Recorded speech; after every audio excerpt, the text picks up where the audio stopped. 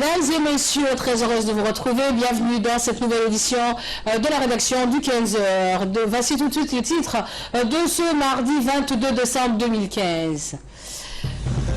Le chef de l'État Ismaïl Omar Guelleh a présidé la 27e séance du Conseil des ministres ce matin au palais présidentiel. Et de l'actualité internationale, Athènes a reconnu ce matin l'État palestinien suite à un vote au Parlement.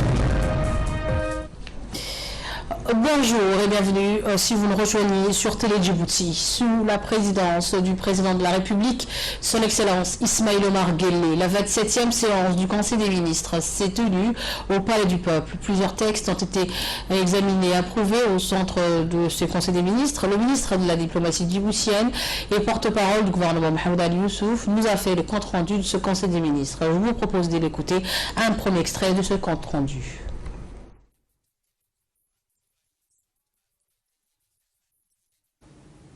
Bismillah ar-Rahman ar-Rahim, sous la présidence du chef de l'État, son Excellence, M. Ismaïl Omar Guelleh, s'est tenue la 27e séance du Conseil des ministres en ce mardi 22 décembre 2015. Était inscrite à l'ordre du jour 14 questions. La première question est relative à un projet de loi portant approbation des comptes financiers de la Caisse nationale de sécurité sociale pour l'exercice 2013. Ces comptes financiers sont arrêtés pour l'exercice 2013 à hauteur de 15 786 485 117 francs djiboutiens en produits et 14 304 306 043 francs en charge, avec un résultat excédentaire de 1 482 179 074 francs. La deuxième question concerne un projet de loi portant approbation des comptes financiers de l'Office national de l'eau et de l'assainissement de Djibouti pour l'exercice 2013. Ces comptes financiers de l'ONEAD pour l'exercice 2013 sont arrêtés en produits à 3 642 666 688 francs Djibouti et en charge à 3 772 034 236 francs Djibouti, avec un résultat net déficitaire de l'ordre de 1 293 675 448 francs. La question 3 porte sur un projet d'arrêté portant adoption du budget prévisionnel 2016 du Laboratoire national d'analyse alimentaire. Ce budget prévisionnel de l'ALANA est arrêté en équilibre des recettes et des dépenses pour un montant de 363 996 007 francs Djibouti. La quatrième question est un projet d'arrêté approuvant et rendant exécutoire le budget prévisionnel consolidé 2016 de l'hôpital de Balbala. Les ressources propres de l'hôpital sont de l'ordre de 898 346 850 francs Djibouti. Les recettes sont estimées à 131 784 850 francs Djibouti. La subvention de l'État est de l'ordre de 766 562 000 francs Djibouti. La cinquième question concerne un projet d'arrêté portant approbation du budget prévisionnel du Centre d'études et de recherche de Djibouti pour l'exercice 2016. Le budget prévisionnel s'équilibre en produits et en charges à 728 244 280 francs Djibouti. La subvention demandée sur le budget de l'État est de l'ordre de 723 744 280 francs Djibouti. Les ressources propres du CERD sont égales à 4 500 000 francs Djibouti. La sixième question concerne un projet d'arrêté rendant exécutoire le budget provisionnel de l'exercice 2016 de l'Université de Djibouti. Ce budget de l'université s'équilibre en produits et en charges à 2 852 122 159 francs Djibouti. La subvention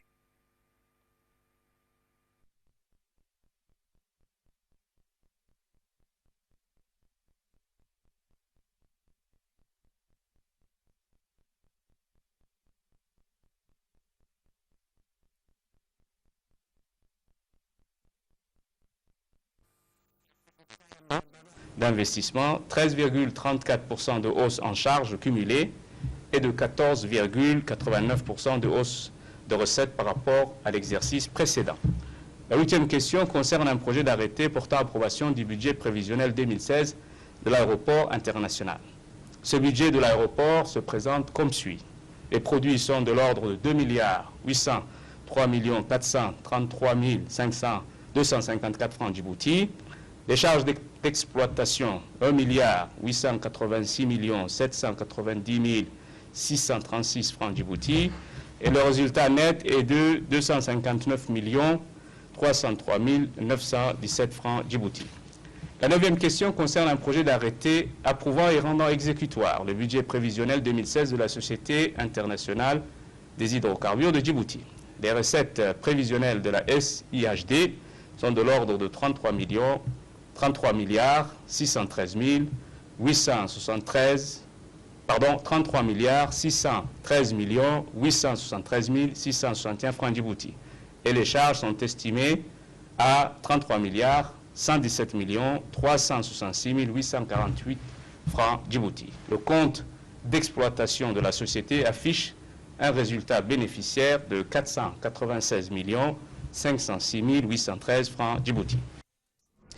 Et dans un second temps, le ministre des Affaires étrangères, porte-parole du gouvernement également, Mohamed Ali Youssouf, est revenu également sur le point d'orgue de ce 27e séance du Conseil des ministres. Et bien sûr, d'autres lois ont été examinées et approuvées dans cette séance du Conseil des ministres. Je vous propose encore une fois de les réécouter.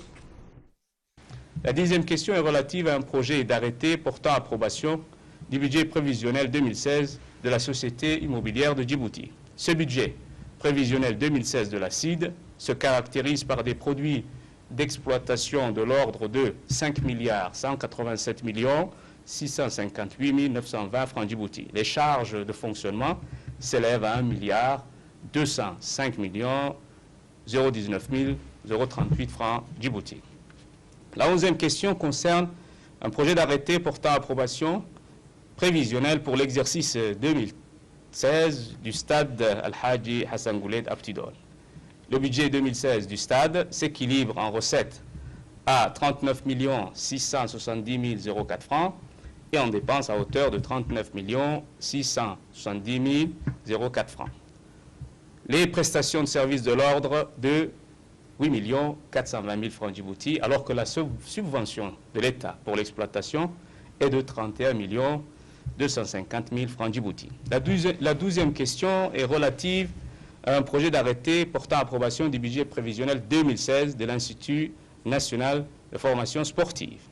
Le budget de l'INFS se présente comme suit. En dépenses de fonctionnement à hauteur de 54 254 444 francs Djibouti, en dépenses d'investissement à 18 millions de francs Djibouti. Au total, 72 254 444 francs Djibouti. La 13e question concerne un projet d'arrêté portant approbation du budget prévisionnel pour l'exercice 2016 de l'Agence djiboutienne de développement social. Ce budget de fonctionnement 2016 de l'ADDS s'établit comme suit. En charge à la somme de 442 597 000 francs Djibouti, en produit à la somme de 442 597 000 francs Djibouti. Le budget d'investissement s'établit à hauteur de 3 184 125 000 francs Djibouti.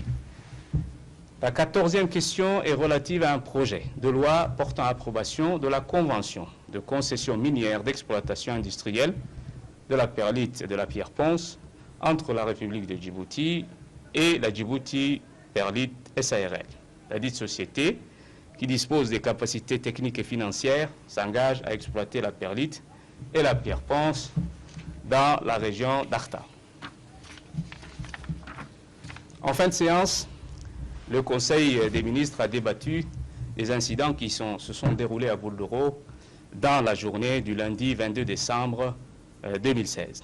Un attroupement donc sur un espace public dans le quartier de Bouldoro a dégénéré en bataille rangée. La police est intervenue pour disperser ces attroupements. Des éléments incontrôlés et armés de 2 kalachnikovs et d'armes blanches ont commencé à s'attaquer au cordon de sécurité formé par la police. 50 policiers ont été blessés et 2 policiers par balle. 42 policiers blessés légers ont déjà quitté l'hôpital.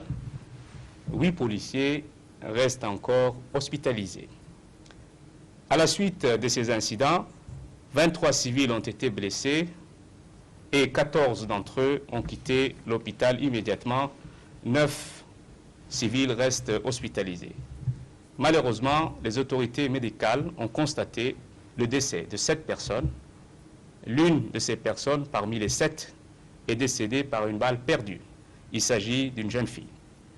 Les 6 autres personnes décédées sont des adultes mâles et sont mortes suite à des blessures portées par arme blanche. Le procureur de la République a diligenté une enquête pour déterminer les circonstances ayant conduit à ces incidents. Les responsables de ces incidents seront traduits devant la justice. Le gouvernement adresse ses sincères condoléances aux familles des victimes et attire l'attention de notre population sur la manipulation de certaines personnes mal intentionnées et appelle la population à faire preuve de vigilance et de discernement. Et notre actualité nationale dans cette édition du 15h, c'est sous le haut patronage du président de la République, son Excellence Ismaïl Omar Guelleh, le Haut Conseil islamique du ministère des Affaires musulmanes, de la Culture et des Biens Waqf a organisé ce matin une cérémonie de célébration de la fête de la naissance de notre bien-aimé prophète Mohammed, paix et bénédiction soit sur lui. Cette cérémonie a vu la participation du ministre des Affaires musulmanes, Adan Hassan Adan. D'autre part, une foule des ulémas et des prêcheurs des mosquées du pays, dont le président de la Ligue des ulémas de Djibouti, Cheikh Abdurrahman Mohamed Ali, ainsi que des invités des ulémas venus de l'Éthiopie, ont assisté à cette cérémonie religieuse. Le secrétaire exécutif du Haut Conseil islamique du ministère des Affaires musulmanes, Abdel Salam Farah Magareh, a prononcé un discours dans lequel il a souhaité tout d'abord la bienvenue au chef de l'État et les participants en affirmant l'importance que revêt cette cérémonie religieuse. M. Magareh a passé en revue également les efforts entrepris par le Haut Conseil islamique pour réactiver la culture et le patrimoine islamique dans notre pays. Il a expliqué les missions du Haut Conseil islamique et les activités réalisées depuis sa création en 2004. De son côté, le vice-président de la Ligue des ulémas, Abdurrahman Omar Guelleh, a rappelé dans son intervention la position du prophète Mohammed, paix et bénédiction soit sur lui, au cœur de l'islam. Il a exhorté les ulémas du pays à participer massivement aux activités qui vont être organisées ce soir partout dans le pays en marge de la fête de la naissance de notre bien-aimé prophète Mohammed, paix et bénédiction soit sur lui.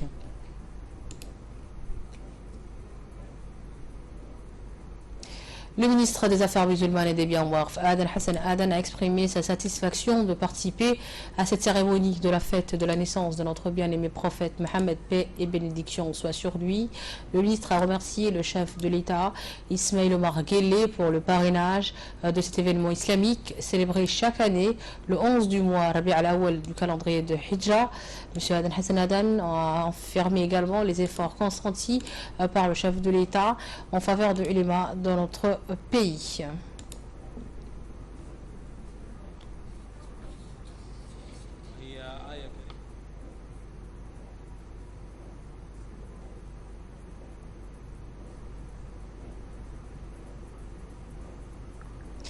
Le président de la République, son Excellence Ismaïl Omar Guelleh, a dans son discours mis en exergue, je cite, « Nous sommes heureux aujourd'hui, a-t-il dit, d'être réunis pour commémorer ensemble l'anniversaire de la naissance du prophète Mohammed, paix et bénédiction soit sur lui. Celui-ci a prêché, a-t-il dit, en vue d'unir l'humanité dans l'amour, le bonheur et la paix.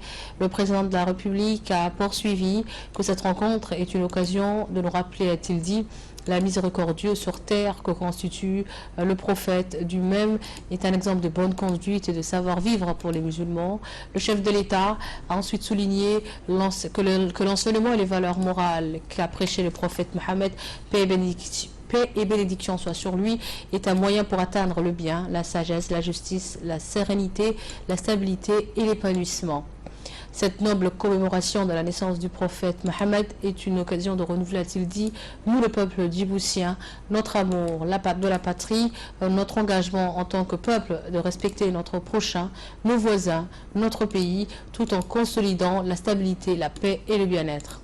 Enfin, le président a émis l'espoir que ce message de miséricordieux atteigne le cœur de tous les musulmans, partout où ils sont sur la terre.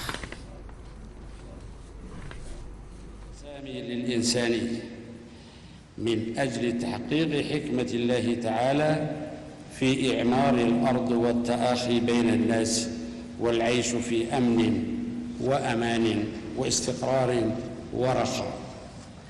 أيها الأخوة الكرام، إن الشعب الجيبوتي وهو يحيي هذه المناسبة العظيمة فهو يجدد العهد والإيمان ليعيش منسجما مع نفسه محبا لوطنه ولقيادته، يحب الخير لبلده ولجيرانه، وينشر السلم والسلام والوئام في مجتمعه. وهذا هو التمثيل الرائع والترجمة الفعلية للمسلم الحقيقي الذي يعيش في هذه الأجواء الاحتفالية لمولد الحبيب المصطفى عليه الصلاة والسلام.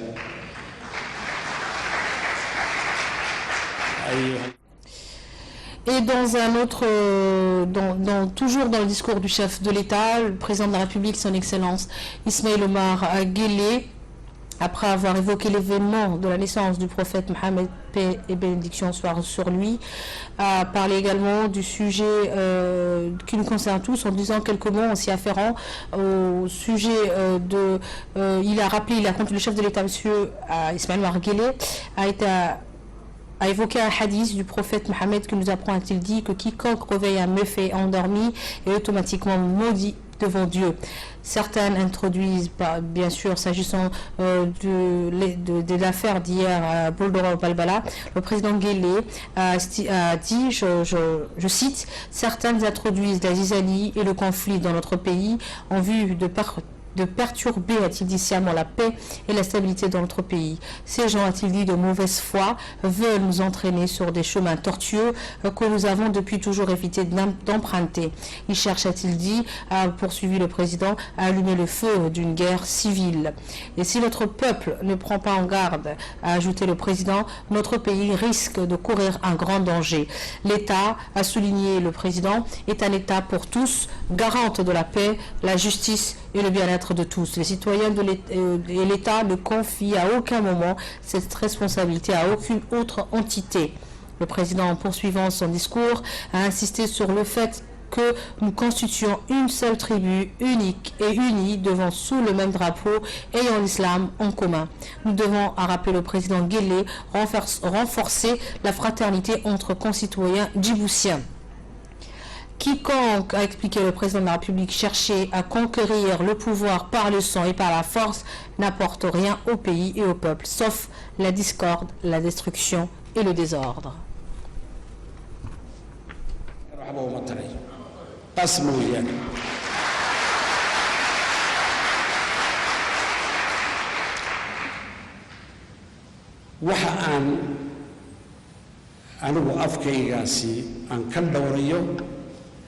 waxa la doonayaa ee ugu dambaysa dadka soo abaabulaya fitnada soo abaabulaya halkana lama joogaan meel kale joogaan kuwaasina kuwa kala ka dambeeya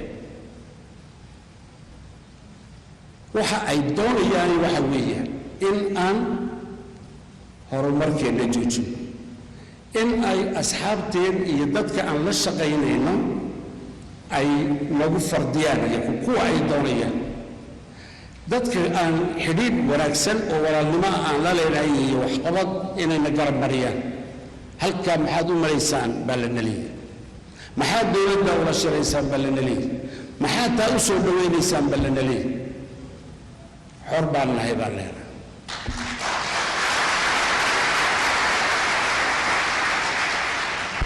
ماشي دانتينو شعبيين مجيو وانتجينا الزبان كنتجينا هي الشرف إياه وحا أن آمن سنة حرق إلهي أيان سكوحدني وحا أن آمن سنة وحو السبو بيه ما يوحكا لدعي كريم في ترد يدوني سهل سوء مليقو وحا يمقاد كراني مجيو وحا أن لينا وحي حالي ميش مقالة ذاك النحي wixii jaraa'id iyo dad ay buubuunayeen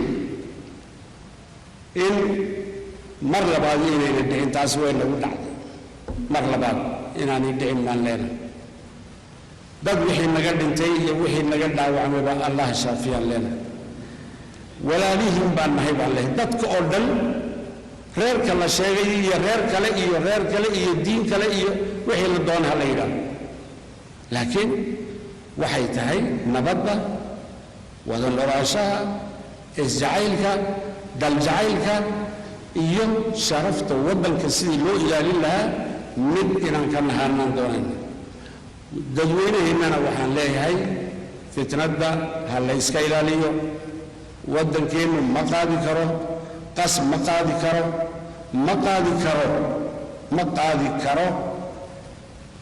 maxaan ku dhahay xasiloon daro ma qaadi karo amni iyo amaan buu u baahan yahay horumarkuna halkaasuu ku jiraa walaalnimadu halkaa bay ku jirtaa diinteennu waxaabay noo tilmaamaysaa wasalaamu calaykum waraxmat ullah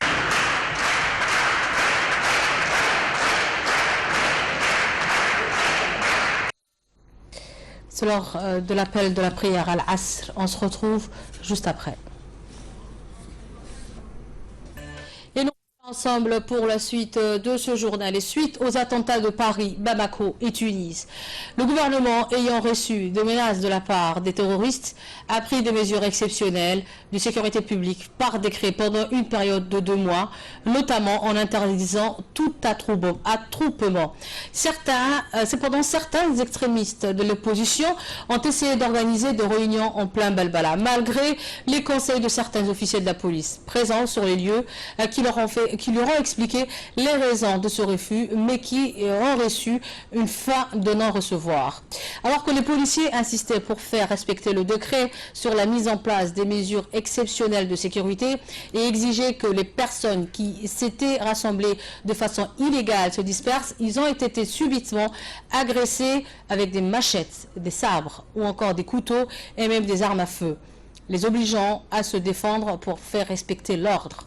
Le président de l'UMP a très fermement condamné ces déplorables incidents qui ont eu lieu hier, le 21 décembre 2015, à Balbala, dans le site de Boldora. Il adresse ses condoléances et son soutien à toutes les familles qui ont été endeuillées ou touchées par ces très regrettables et violents incidents. Comprenant que les personnes qui ont commis de tels actes sanguinaires ont été manipulées, il leur demande de ne plus suivre les instigateurs de ces meurtres. Seuls les organisateurs et incitateurs de ces agressives manifestations, qui en soient les seuls et les vrais responsables, seront recherchés, poursuivis et justement condamnés. Le président de l'UMP appelle tous les partis démocratiques à condamner de la manière la plus appropriée ces violences qui ne correspondent nullement à l'évolution démocratique du pays et qui n'ont d'autre mobile que de déboucher sur la haine entre les communautés djiboutiennes. Le président de l'UMP salue les forces de l'ordre pour leur engagement civique à défendre les populations innocentes et victimes de ces agressions et leur demande d'appliquer avec fermeté et calme le maintien de l'ordre et la protection des biens et des personnes. Autre actualité nationale dans cette édition également, c'est le ministre de l'économie et des finances, Elias Moussa Daoualé, est accompagné du ministre des Affaires étrangères et de la coopération internationale, Mohamed Ali Youssouf, qui ont tenu hier une réunion avec le conseiller du président chinois, Xi Jinping, dans le domaine de l'industrie et du commerce, M. Justin Yifulin. L'objectif de cette réunion était de partager ses expériences économiques avec ses partenaires africains. Outre le ministre de l'économie et des finances, et son collègue, le ministre des Affaires étrangères, cette réunion a vu la participation du président de l'autorité des ports et des zones franches, Aboubakar Omar Hadi, des secrétaires généraux, des directeurs généraux, ainsi que des hauts cadres de l'administration djiboutienne. Le ministre de l'économie et des finances, Elias Moussa Daoualé, a voulu profiter de son expertise pour trouver des solutions aux problèmes de l'emploi. En effet, M. Lin est un professeur et doyen honoraire de l'École nationale de développement à l'Université de Pékin, conseiller au Conseil d'État et vice-président de la Fédération chinoise de l'industrie et du commerce. Encore une fois, je tiens à ici assurer de notre engagement, de notre détermination à faire le chemin ensemble avec la Chine. Et je pense que nous avons fait un bon choix. Ce partenariat qui a été de longue date depuis le premier jour de l'indépendance, aujourd'hui il est passé un autre niveau de partenariat, c'est-à-dire un partenariat stratégique avec la Chine. La 9e édition des 10 km de l'université de Djibouti s'est déroulée hier après-midi dans la capitale. Le coup d'envoi en ayant été donné conjointement par le ministre de l'enseignement supérieur et de la recherche, Dr Nabil Mohamed Ahmed, le président de l'université de Djibouti, Dr Jama' Mohamed Hassan, et le président de la fédération d'athlétisme, Mohamed Ahmed Chekho, ainsi que le secrétaire d'État à la jeunesse et au sport, Badoul Hassan Badoul. Ce 9e rendez-vous a vu la participation d'équivalent 300 athlètes jeunes djiboutiens, comme garçons et filles confondus, et handicapés également, des personnes vivant avec des mobilités réduites qui sont venues également courir ce 10 km de l'université de Djibouti, qui sont venus également de plusieurs pays et de la région. La 9e édition des 10 km de l'université de Djibouti s'est déroulée donc dans la capitale. Cette épreuve a regroupé comme d'habitude un nombre important d'athlètes djiboutiens. Éthiopiens, somaliens, yéménites et kenyans. Le coup d'envoi a été donné conjointement par le ministre de l'enseignement supérieur.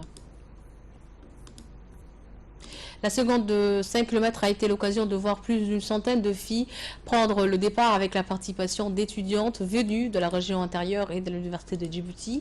C'était un événement marquant de la journée qui a également rassemblé plusieurs dizaines de personnes à mobilité réduite du pays. Notons que c'est la 4e fois que des handicapés participent aux 10 km de l'université de Djibouti. Une participation qui a été grandement saluée par le public présent sur tous les parcours. Rappelons que cette compétition organisée chaque année par l'université de Djibouti avec la collaboration de la Fédération djiboutienne d'athlétisme et le secrétariat d'État à la jeunesse au sport est devenue un rendez-vous incontournable de l'athlétisme régional. Les athlètes d'Ali Sabié étaient les favoris de cette compétition, mais l'athlète éthiopien Dersi Kinde a mis un frein à leur ambition de faire un exploit. Les Djiboutiens, donc Abdillahi Ali Elmi et Kader Habib, et l'Éthiopien Dersi Kinde ont dès le départ de la course pris la tête du peloton.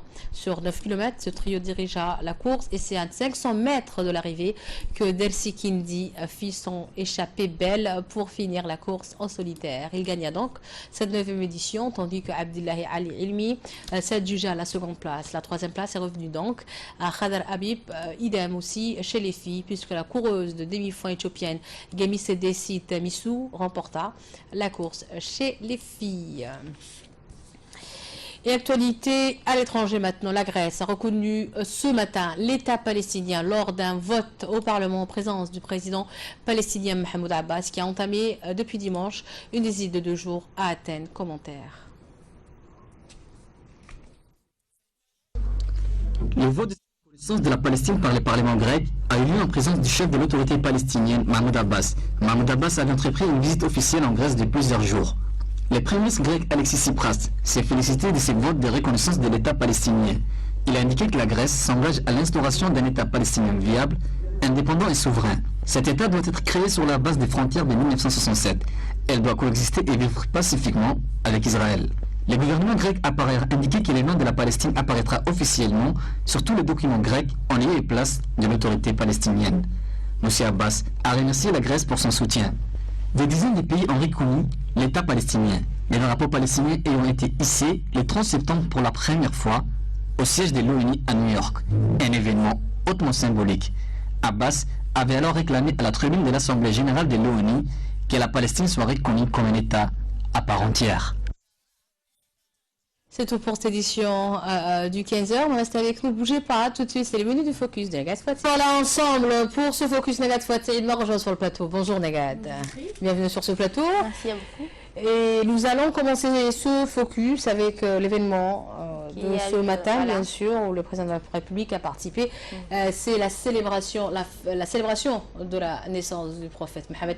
Paix et bénédiction soit sur lui, à la Corniche ce matin, sous le patronage du président, organisé par le Conseil islamique. Bien sûr. Voilà, effectivement, donc sous le patronage du président de la République, Ismail Omar Guelleh, le Conseil islamique, en fait, du ministère des Affaires musulmanes, de la culture, du bien Warf, a organisé ce matin une une cérémonie de célébration de la fête de la naissance de notre bien-aimé prophète Mohammed, que paix et salut soient sur lui. Donc cette cérémonie a vu la participation du ministre des Affaires musulmanes Aden Hassan Aden, bien sûr, d'autre part une foulée de ulémas et de prêcheurs de mosquées du pays, dont le président de la Ligue des ulémas de Djibouti, Cheikh Abdurrahman Mohamed Ali, ainsi que des invités de ulama éthiopiens ont assisté à cette cérémonie. Donc le secrétaire exécutif du Haut Conseil islamique du ministère des Affaires musulmanes, Abdel Salam Farah Magare, a prononcé un discours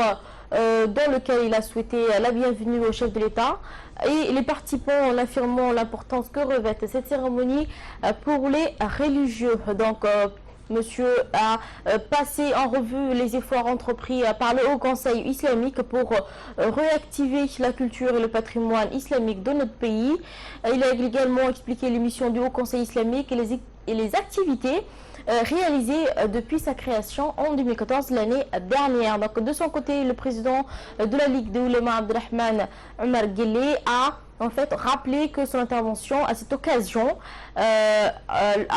pour la position du prophète Mohammed, que paix et salut soit sur lui, au cœur de l'islam. Donc il a exhorté que les ulémas du pays participent massivement aux activités qui vont en fait qui vont être organisées en marge de la fête de la naissance de notre bien-aimé prophète Mohammed, paix et salut soit sur lui.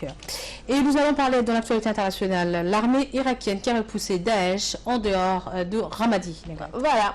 L'armée en fait a lancé une offensive pour reprendre le centre de Ramadi irakienne. Aujourd'hui, dans le centre de Ramadi, cette offensive vise à reprendre la ville contrôlée depuis le mois de mai par l'État islamique. Entre 250 à 300 djihadistes y seraient retranchés. Donc l'armée irakienne a lancé aujourd'hui une offensive destinée à reprendre le centre de Ramadi aux djihadistes d'organisation de l'État islamique, selon un responsable des services des luttes antiterroristes irakiens. Les militaires sont entrés dans le centre de Ramadi pour plusieurs fronts et ont commencé à purger les quartiers résidentiels. Un général irakien avait annoncé lundi dernier que l'assaut était imminent au lendemain au largage sur le chef-lieu de la province d'Anbar, à l'ouest de Bagdad, des tracts demandant aux habitants de partir dans 72 heures. Donc Ramadi, situé à une centaine de kilomètres de l'ouest de Bagdad, les chefs-lieux d'une vaste province Al-Anbar avaient été en fait conquises en mai 2015 par l'État islamique, ce qui avait représenté une défaite puissante pour l'armée. Donc le ministre de la Défense, Khaled Al-Obeidi, avait assuré que les forces irakiennes soutenues par les frappes de la coalition internationale reprendraient le contrôle total de la ville avant la fin de l'année. Cette opération constitue une étape très difficile pour cette reconquête de ce territoire vaste habité par les terroristes. Bien sûr, l'armée irakienne qui a repris Ramadi, une grande ville, bien sûr. C'est une défaite puissante pour le Daesh. Et pour clôturer ce focus, Nagat, comme d'habitude, la solide. Voilà, effectivement. On va parler aujourd'hui d'un facteur agressé par un gang de dindes. Ce n'est pas encore Thanksgiving, calmez-vous les dindes. Un bande de dindes s'en prend quotidiennement au facteur d'une ville de Massachusetts, aux États-Unis. Celui-ci a dû même s'équiper en fonction. Un gang sème la terreur dans la ville américaine. Les animaux en fait. Enfin, ouais, c'est les animaux. Les animaux, les dindes qui s'attaquent au facteur. Et effectivement, une bande de dindes en fait s'en prendrait quotidiennement à un facteur à des lieux lâchés dans la rue. Les volatiles talonnent le malheureux avec agressivité. Donc on atteste sur des vidéos qu'on a pu en fait regarder sur internet pour vérifier, parce qu'on n'y croyait pas. Effectivement, tous les jours, lance le victime face à la caméra. En fait, il était blessé au pied. Le pauvre. approximativement avec leur bec. Bien sûr, avec leur bec. Le pauvre, on aurait tout vu, des animaux, des daims qui attaquent un être humain. Voilà. Ça ne se passe qu'aux États-Unis, à Massachusetts. Merci Mégane pour ces précisions dans ce focus. Merci également à vous de nous avoir suivis. C'est toujours un plaisir de vous retrouver sur Télé Djibouti. Je remercie également toutes les équipes techniques et rédactionnelles qui ont réalisé ce bulletin d'information ce soir. C'est rendez-vous avec la jante masculine, bien sûr, avec Ahmed Humed et Ali Abdullahi. Quant à moi, je vous retrouve demain à partir de 11h de la matinée, Inch'Allah. Bye bye.